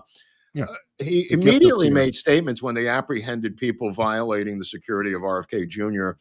Regarding Biden's refusal to give him Secret Service protection. It became like a press release by DeBecker. Where is the similar stuff for Charlie Kirk? Yeah. I don't know yet. I mean, well, I can tell you right now. If there's any kind of question with that and any kind of liability, I'm sure that they've locked it down. I'm sure their lawyers are like, don't you dare say a word to anybody. Fine. Then give me a no comment. I mean, some reporters if I was an active journalist right now for a publication, I'm calling the head of Wackenhut saying, do you have a statement about the incident in Utah? We have no comment due to blah, blah, blah. Great. That's what I print. That's great. I mean, but you gotta make an effort. You can't just, pontificate the passing and mourning of Charlie Kirk for week after week. I mean, at some point, you got to shit or get off the pot here. Okay, Gregory Schaefer's firm managed Charlie Kirk's personal security detail from 2015 to 2022. Oh, he was fired. Yeah, I'm trying to figure out. I don't want to say any organization because I don't know who actually is his security firm. So I don't either. I'm just saying in the comment section, somebody said it was Wackenhut, and I'm just repeating that. I don't know that, but Wackenhut makes sense to me when you have an organization hiring an organization to do a service like that. And don't forget, one of the problems with RFK Jr. was monetary. Kirk doesn't have that problem. Yeah. I mean, they were bleeding his fundraising on purpose, the Biden administration. They were intentionally forcing DeBecker to bleed RFK Jr. financially. And DeBecker, to his credit or not to his credit, redonated the money back to the RFK Jr. campaign, the money that he was charging for protection. Yeah, no. I mean, yeah, DeBecker, I'm not saying did a bad job. He did a great job. He did a great job. Yeah. It was a tough job because there was a lot of hate out there for RFK Jr. It still is. I was witness to it. I was in Phoenix when he announced he was pulling out. I was right there in the front row. Yeah, at Turning Point, by the way. What's that? Was Turning Point. You were at Turning Point. Yeah, that was right. Charlie Kirk's thing. Yeah, I was there. So crazy. Listen, I'm searching to try to figure out who the security firm is, and it's not coming up. I already tried. I couldn't find it. That's why I'm bringing this up for 2 weeks. I couldn't find out who it was, and somebody's got to be held accountable here. I'm sorry, and I don't mean that they did something wrong. I'm just saying, who the hell are you? Yeah, I mean, I'm literally looking right now. Why didn't you have drones? Why didn't you have binoculars? Why didn't you have spotters? Why didn't you have video cameras? I think it's not too much to ask of a story of this proportion that the legacy media or the mainstream media look into the security of Charlie Kirk. I mean, there's been enough time now, Eric, for this situation to be looked at. Well, it is being looked at. It looks like security experts are definitely coming out about it. Okay. And are questioning it left and right. Okay. Well, I'm not a security expert, but as a former reporter, I would just say somebody's got to get to the bottom of this. Right. Well, I mean, it's good that experts are asking it because the experts, like a Gavin DeBecker, I would love to have him look into it because he could know what questions to ask more than I ever could. Yeah. Just by his background, or, Lynn Westover. Again, you need a statement from the head of the security detail. You have to. I'm sorry. This is just preposterous. Preposterous. I agree. It's very confusing. Such a high profile case. Extremely. All right. Well, you know what? I'm going to get some statements from our audience here. We've got super chats that have been coming in this whole time, and we always appreciate that. Paul Martin said the roommate is a furry and is cooperating. He's answering questions by one tap of his paw for yes and two taps for no. That's funny. Borderline. It might be too soon. I don't know. Looks like Ort Cloud has been a member for 2 months. It's saying a lot of this smells fishy. Hello, Eric and Mark. Yeah, well, there's definitely some questions. Scott Binbo. Look up Swarovski scopes. Okay. I'm guessing for the $2,000. Oh, the scope, the cost of the scope. Okay, yeah. Yeah, he claimed that the scope cost $2,000. So there's got to be a record of him buying it, separate from the uncle gifting him the rifle. The grandpa. Yeah. Well, okay, grandpa could have bought the scope too. He could have said, "Oh, that's a $2,000 scope." And could have. I got a feeling the kid bought the scope. But let me see. Kimmy Hunt. He's a third-year electrician apprentice, drives a Challenger, and family lives in a $600,000 house. Family's well off. I said this last week, Kimmy. Highly bizarre. The kid, and not only that, the kid got a full scholarship to that school, $38,000 scholarship, and then walked after a year to go to with this electrical apprentice community college. Oh, I thought it was a semester, so he did make it a year. He made it a year. Yeah, that's what I think happened. Yeah. Well, I could be wrong, but I thought it was a year. All right. But the point is, he's going to the school he's going to is a vocational training school, Eric, to be an electrician. Right. No, which guess who also went to the school? Let me guess. A roommate? No, I don't know. The roommate, the furry. Oh, really? Okay. Yes, they were both electrician apprentices. Well, that's not who I'd expect to go. But by the way, everybody, I encourage you to go to a trade school if they are available. Yeah, there's great opportunities and very real money. I've never heard of an HVAC person not having any work or a plumber not having any work. They're pretty good deals. We see Deep Pockets ENT. Mark, why so contrarian? You attack everything. We're hashing it out, Mark. Oh, would you stop it? How many shows have you seen about you nitwit? Come on, give me a break. How many times have we argued on this show? What a retard. Actually, I think, I want to address that for a second because Go ahead. I would hope that's kind of a feature of the show. Yeah, we're not just going, yes, whatever you say, Mark. For the love of God. Jesus Christ. We'll hash things out. We have Eric different told me opinions. we had 30 million viewers this morning. Yep, we have 30 million views. We finally crossed 130,000 subs.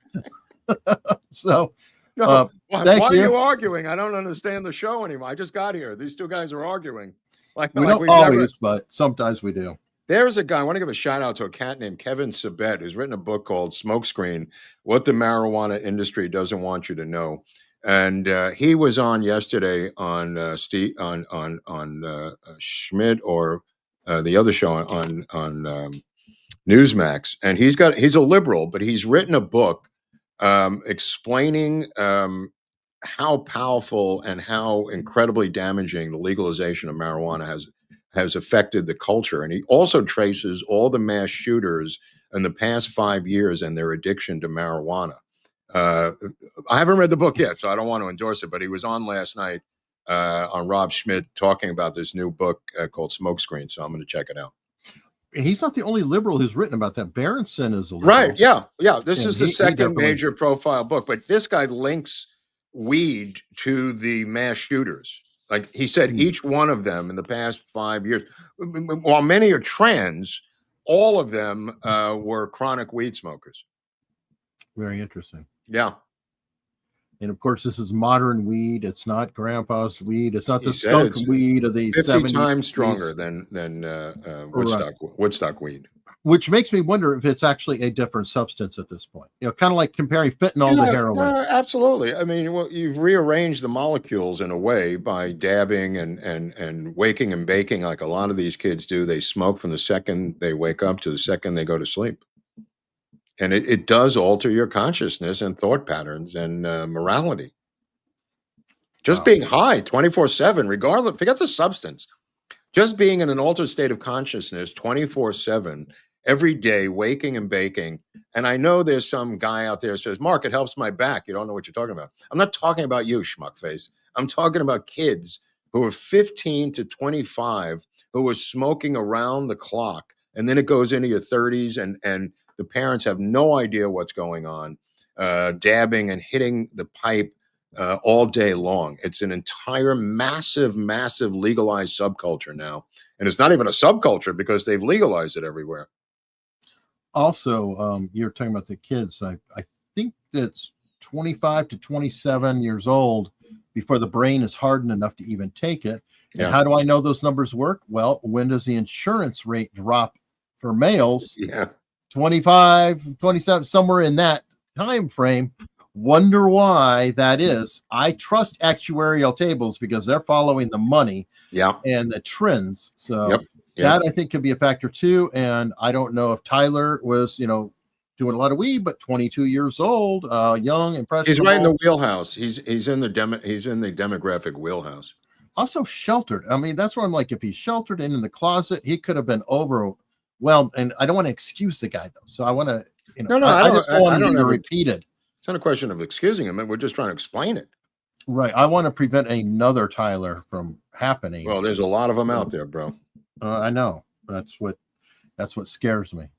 Let's see. We've got Stephen Greco.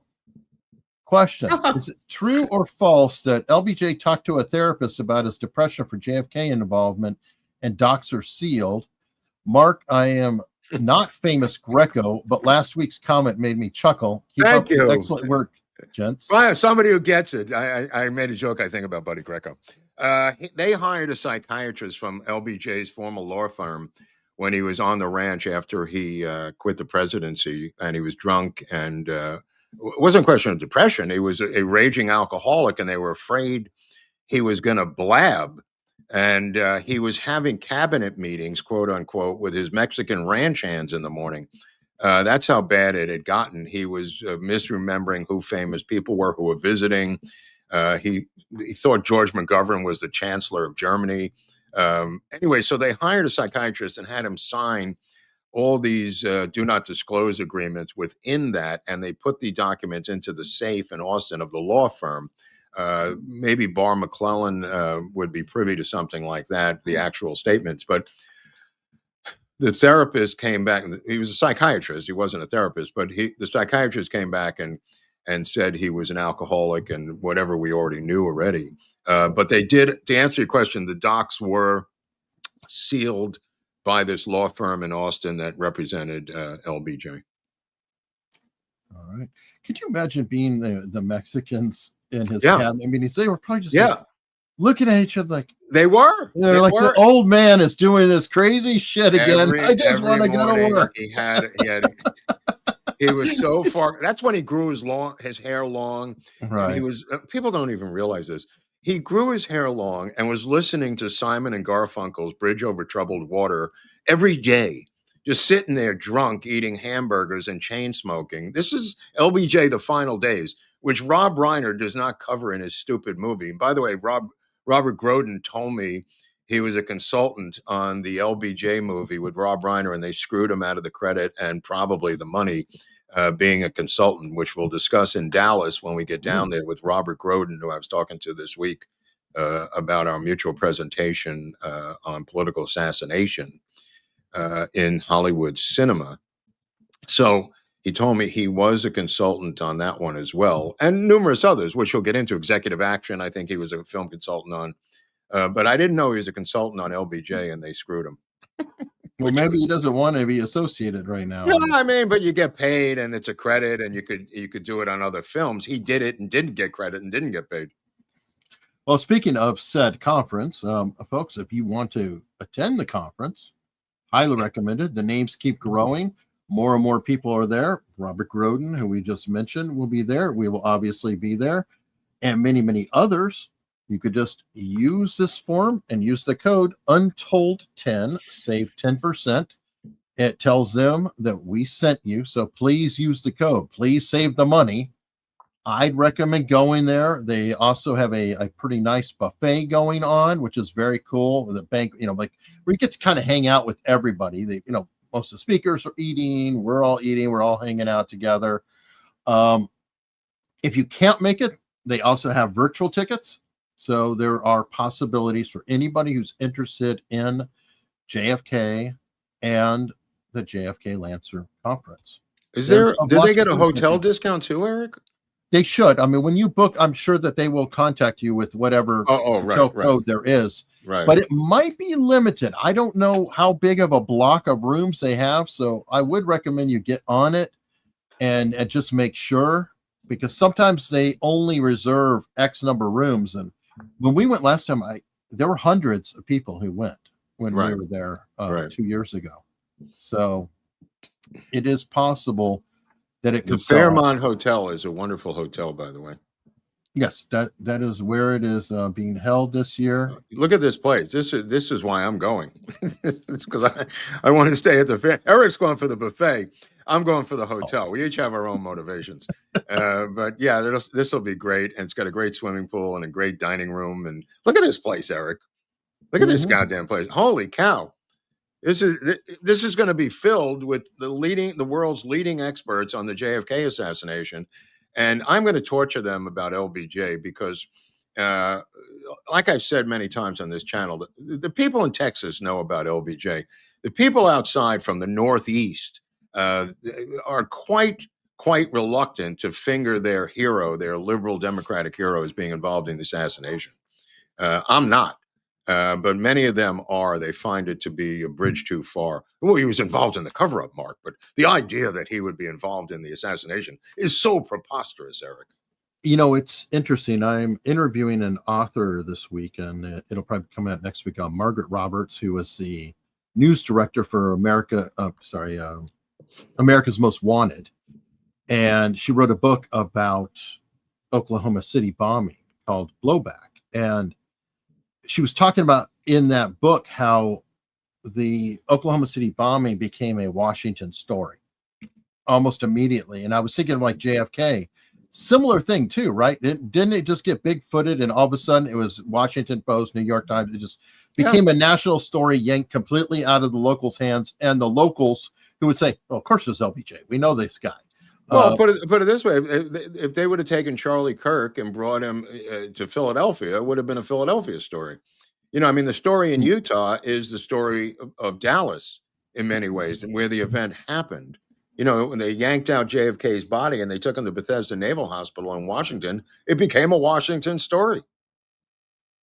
You know, and then the funeral. I mean, obviously he was the president, so he deserved to go to Washington.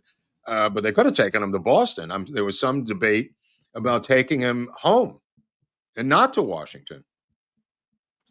Yeah.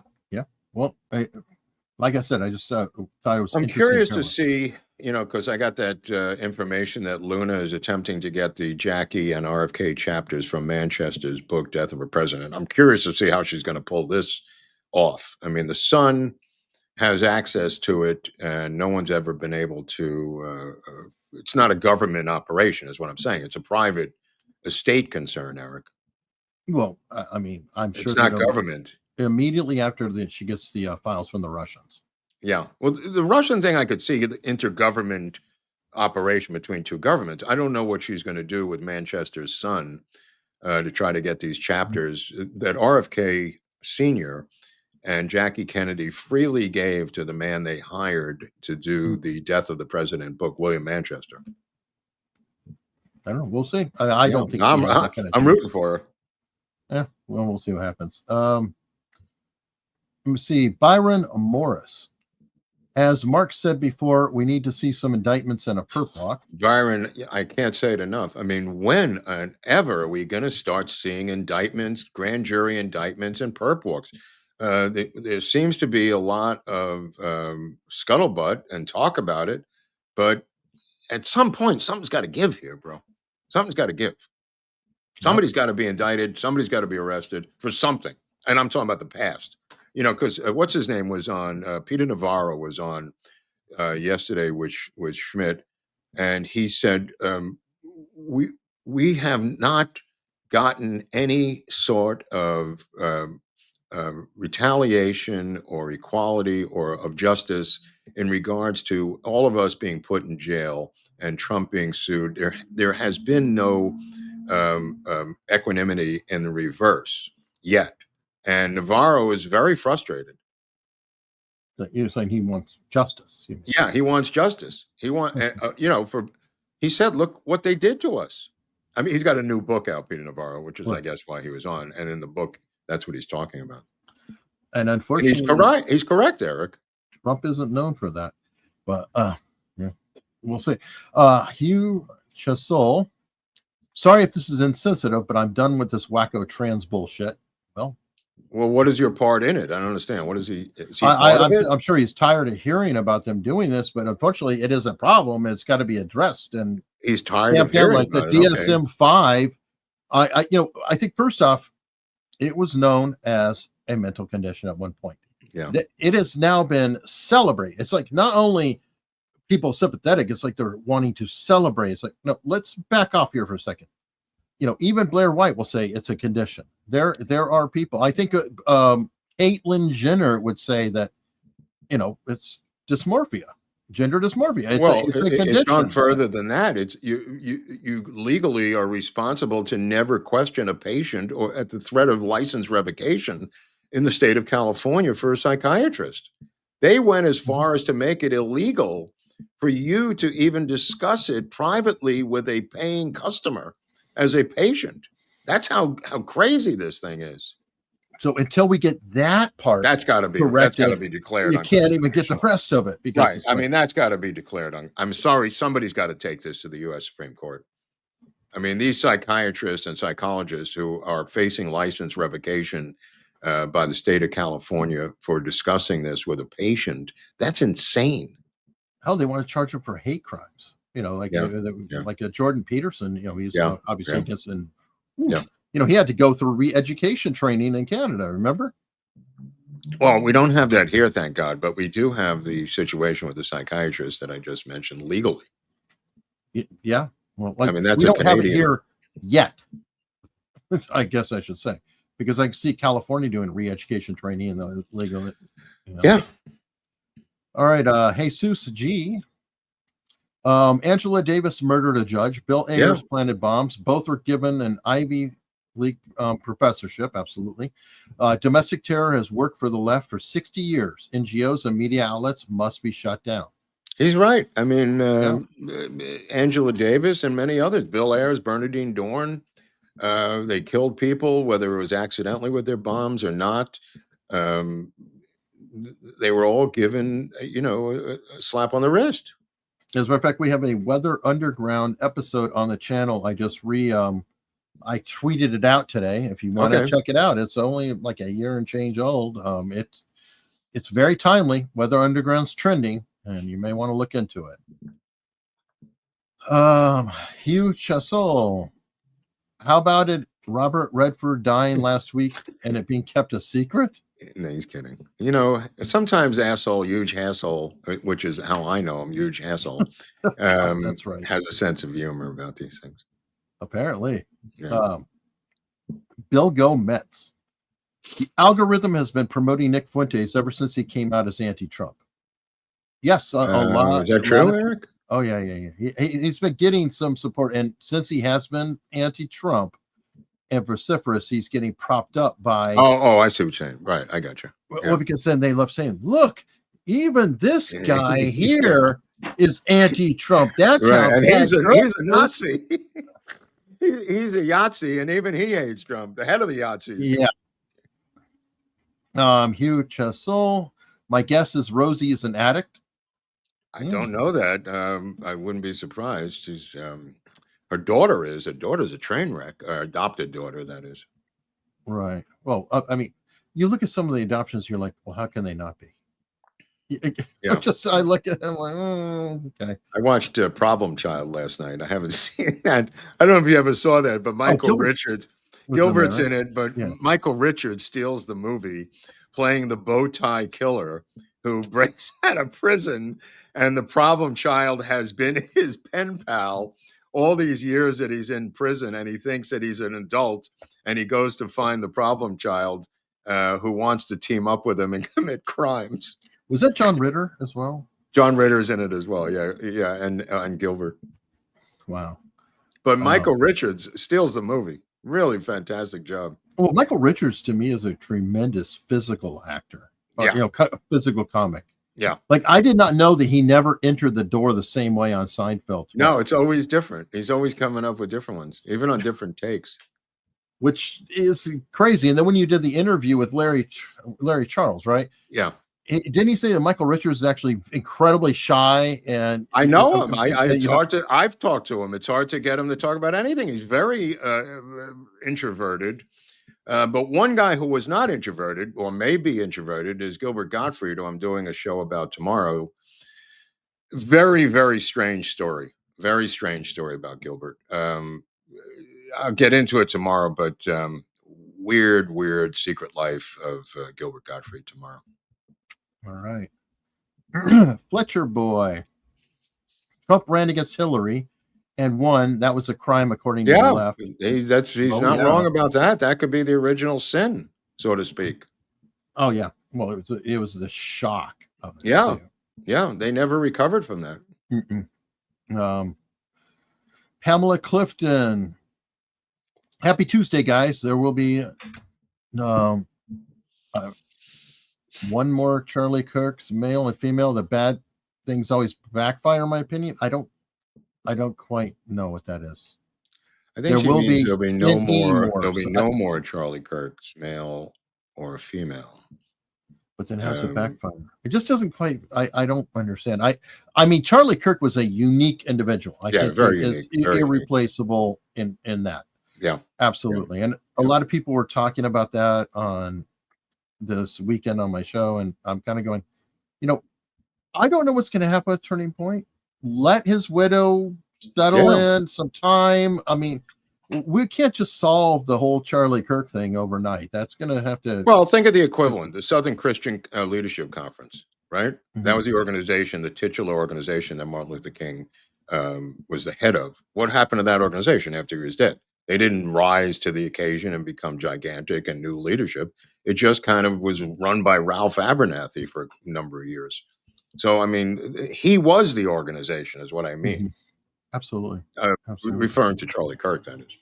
So I don't know if if the organization will rise, or it'll probably just spread out to other people, in other organizations that, Blaze, Daily Wire, whatever, what have you. I'm sure all will have a slight increase. I don't know, but I just feel like it's too soon to worry about what happens. It's not a question of worrying about it. It's a question. Yeah. It's a legitimate question of what's going to happen. I don't know about worrying about it, but right. The organization has already grown since his demise. I mean, that's a statistical fact. Sure. With hundreds of new chapters requesting to open. But yes. Who becomes the leader of that? That's why I mentioned Martin Luther King, because the Southern Christian Leadership Conference was meaningless after his death. That's true. That's true. Now, I don't know if it's a factor or not, but it does help that, the guy who took over his show yesterday is the vice president of the United States. So there are people, who could help draw. Donald Trump Jr. could maybe help step in a little bit. Would you support Tucker taking it over? Personally, no. No, I'm asking you. Yeah. No, and I don't necessarily support Ben Shapiro taking it over, which people are saying, and obviously Nick Fuentes is not going to be taking that over. There's no, I do not foresee that happening. What about Candace taking it over? She would like to, but I believe she was removed from the organization. Now she's making hay that she was his best friend in the whole wide world and everything. But let me just say, Candace, hold on, let me see. We'll just do this. Candace Owens, Turning Point, and let's see what the her page looks like. And it's been this way for a while. Candace Owens, Turning Point USA. Let me share the tab. I just did the search TPUSA / Candace Owens, right? Anyway. And it has been this way for a while now. Oh, wow. It's before Charlie Kirk passed away. So you tell me, folks. She claims they were best friends, though. Well, I think they may have been close at one point, but she is drawing a lot of Shapiro. She was close with a lot of people for a while. Yes, Dennis Prager, or David. Dave Rubin. Well, Rubin, yes, but no, the other one who died, Horowitz. Oh, David Horowitz. Yeah. As a matter of fact, Horowitz wrote an entire thing disavowing how he is upset and how she had turned on a lot of the people. So, whatever. I'll just let that. I will let this total nut job. I think this speaks for itself. This is Turning Point. This is the Candace Owens page. Okay, so you guys tell me. Hugh Chasol. Mark, I do cite security for VIP visits, and I would have strongly urged a different venue. Right. Schaefer Protection handles the security. Okay, that's an it. Okay. Schaffer? Is that the name of a group? Schaffer Protection, Eric? I guess. Could be. Well, that's the thing, though, because they have some elite private ones, that you don't. No, but he's making a statement. I'm going to believe him until I learn otherwise. Thank you. Yeah, thank you. Diffuse. Thank you. Thank you, asshole. Diffuse 56. Hi, Mark and Eric. Back from the hospital. Good to see you. Tractor guy. Oh, Tractor guy. I wonder what happened to you. Remember him? Oh, wow. Yeah, he went in for a 1,000-mile checkup, and he's back behind the tractor now. Wow, that's good to see. Good to see you're okay. Let me see. Jan McGill. Would be extreme if people celebrating the death had their voting rights removed. I wonder what percentage of women versus men approve of the violence. The second part's a good question, because I think it's lower. It's lower with women. I think the reverse. I think the bulk of this is female-driven insanity, and I've said this before on the show. Whether it's this Islamicist thing, whether it's the Central American La Raza people in LA, all of the protests seem to be women-led. And I think that on TikTok, it's the ones I've seen, at least. This is anecdotal. Eric could be right, but anecdotally, this all seems to be led by women. This is their violence. You understand? Making a TikTok video and yelling and screaming that's their attempt at being violent women. Yeah. What you do about it, I don't know. How you get that genie back in the bottle, I don't know. But it is one of the most vexing problems in American society today. Out of control leftist women. And I don't know what the answer is, but until we identify the problem, we're not going to be able to deal with the solution. Fair enough. That is true. All right. Last super chat. Pamela Clifton. No, I meant there will be more Charlie Kirks. Okay. I hope not. Well, he was kind of rare. I hope you're wrong. No. I think she means incidents of. Again, somebody's got to write what they're saying. I'm not. I don't have the Enigma machine here. It's hard to interpret what people are saying. I understand. Well, I hope is Charlie Kirk's a verb now of assassination, or well, in a way, he kind of could be. Well, I mean, there's a Spartacus thing going around right now. You know, I am Charlie Kirk. I am Charlie Kirk. Okay. So, yeah. I mean, no, but I'm saying just in lingo, I don't remember the phrase. There'll be more JFKs as a phrase. I've heard that before. Really? Yeah. Okay. Yeah. I mean, it's just. It's been a while, but yeah, I've heard that. But on that note, because we managed to do the show, I don't think we've angered the YouTube gods. We said things like self-deletion to help cover us, but we're going to be heading somewhere now where we can actually talk freely, and it's called Locals. And you can become a member there for free, or you could choose to support us. It really does help us out a lot. Things are really wonky with the algorithms. You see it all over the place. They're, knocking out viewers. Everybody's saying, where are my views? What's going on? And they're changing everything all the time. One thing nice, Locals, it's not changing. Bunch of good people there. There's their own private chat, like Pew Pew. He was here for a while, and then he headed over to Locals because he's got friends over in Locals to hang out and chat away with. And we really appreciate you guys considering to come over there. Before I go, I am going to check one more time though, because I didn't see any Rumble rants come through, and there are no Rumble rants. I always want to make sure. Sometimes they kind of sneak in, but often they don't have them. But we're going to head over to Locals, and before we do, we have a word from FBI Special Agent Mulder to take us out. Hello. I am Agent Mulder with the FBI, and we have terrible news. A large sum of you are unfortunately infected with the strange supernatural disease that is keeping you from subscribing to this channel. I'm here to tell you that the only way to break free is to subscribe, and you should do so immediately. But if you don't, you must not worry. The FBI will be paying you a visit.